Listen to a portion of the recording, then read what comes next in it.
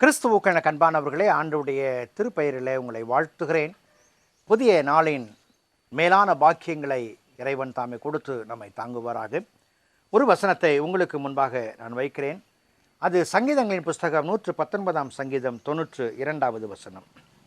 உமது வேதம் என் மன மகிழ்ச்சியாக இராதிருந்தால் என் துக்கத்திலே அழிந்து போயிருப்பேன். சங்கீதக்காரனுடைய ஒரு அற்புதமான வார்த்தை. இந்த வேதம் தான் தன் வாழ்க்கையிலே மகிழ்ச்சியாக இருக்கிறது. இந்த வேதம் என்னுடைய கரங்களில் வரவில்லை என்று சொன்னால் என்னுடைய அன்றாட துக்கத்தில் நான் அமிழ்ந்து போனவனாய், தொய்ந்து போனவனாய், என் வாழ்க்கையை இழந்து போனவனாய் நான் காணப்பட்டிருப்பேன் என்பதை இங்கே வலியுறுத்துகிறார். அன்புக்குரியவர்களே, என் வாழ்க்கையில் எந்த தேடுதலை நான் வைத்தாலும் அதற்கான விடைகளை எனக்கு கற்றுத்தருவது வேதமாய் காணப்படுகிறது. என்னுடைய உலகத்தின் பிரச்சனைகள் போராட்டங்களாய் இருக்கட்டும், அவற்றுக்கான வழிகளை இது காண்பிக்கிறது. மாயை மாயை எல்லாம் மாயை.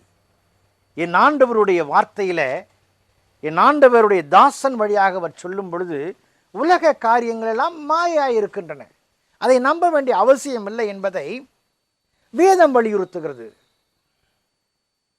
கர்த்தரின் வெளிச்சம், நான் யாருக்கு பயப்படுவேன்? வேதம் கற்றுக் கொடுக்கிறது. கர்த்தருடைய வேதத்திலே பிரியமாய் இருக்கும் பொழுது என் வாழ்க்கை பாக்கியவனாய் மாறுகிறது. என் அன்பின் தாழ்ச்சி வருகிறது என்று அறியும் பொழுது வேதம் பேசுகிறது. வேதம் பேசுகிறது, ஆதியிலிருந்து அன்பை விட்டாய் என்று உன் பேரில் எனக்கு குறை உண்டு, ஆகவே அந்த அன்பை சீரமைத்துக் கொள்ள வேண்டும். இப்படி எத்தனையோ வசனங்களை நாம் வேதத்தில் பார்க்க முடியும். அன்புக்குரியவர்களே, என் அழிவு என்னை நோக்காதபடிக்கு, என் வாழ்க்கை வெற்றியாய் காணப்பட வேண்டும் என்று சொன்னால் வேதம் என் வாழ்க்கையிலே மன மகிழ்ச்சி என்பதை ஏற்றுக்கொள்ள வேண்டும். வேதம் என்னை நல்வழிப்படுத்தும், அது சிறப்பான பாதையிலே என்னை நடத்தும் என்பதை புரிந்து கொள்ளும் பொழுதுதான் அவற்றின் வெற்றியின் உயர்வுகளை நாம் பார்க்க முடிகிறது. அந்த பழைய ஒரு கதை ஒன்று உண்டு. ஒரு முதியவர் வேதத்தை எப்பொழுதும் வாசிப்பதை பார்த்த அவருடைய பேரன் இதை தினமும் வாசிப்பதனால் என்ன நடக்கிறது என்று சொல்லி அவரிடத்தில் கேட்டானாம். அவனுக்கு அவர் ஒரு கறி கூடையை கொண்டு தண்ணீரை கொண்டு வர சொல்லி, அதற்கு பின்பதாக அவனால் கொண்டு வர முடியவில்லை. அப்பொழுது எப்படி இருந்தது இந்த கறிக்கூடை, இப்பொழுது எப்படி கலர் மாறி இருக்கிறது.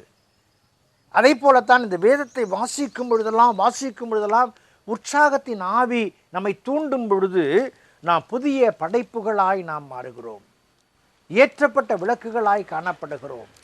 என் ஆண்டவர் தந்திருக்கிற இந்த வேத வசனங்களை நான் தியானிக்காதிருந்தால், வாசிக்காதிருந்தால் என் வாழ்க்கை அழிந்திருக்கும். அதைத்தான் சங்கீதக்காரன் தெளிவாக சொல்லுகிறான்.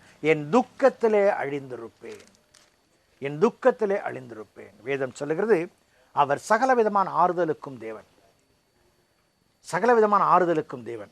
நம்மை ஆற்றுப்படுத்தும்படியாக, ஆற்றுப்படுத்தும் பொக்கிஷமாக வேதத்தை தந்திருக்கிறார். வேதத்தை தினமும் வாசிப்போம், தியானிப்போம், அழிவுக்கு நீங்கி என் வாழ்க்கையின் மகிழ்ச்சி வேதம் என்பதை சொல்லுவோம். கடவுள் நம்மை ஆசீர்வதிப்பார். ஜெபம் செய்வோம்.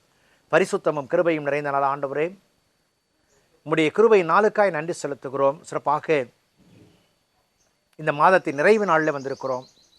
இம்மட்டுமாய் நீர் நடத்தினீர். தொடர்ந்து உம்முடைய பாதுகாப்பை புதிய மாதத்தில் கொடுத்து காத்துக்கொள்ளும். இயேசுவில் ஜெபிக்கிறோம், ஜெபக்கல் பிதாவே, ஆமேன்.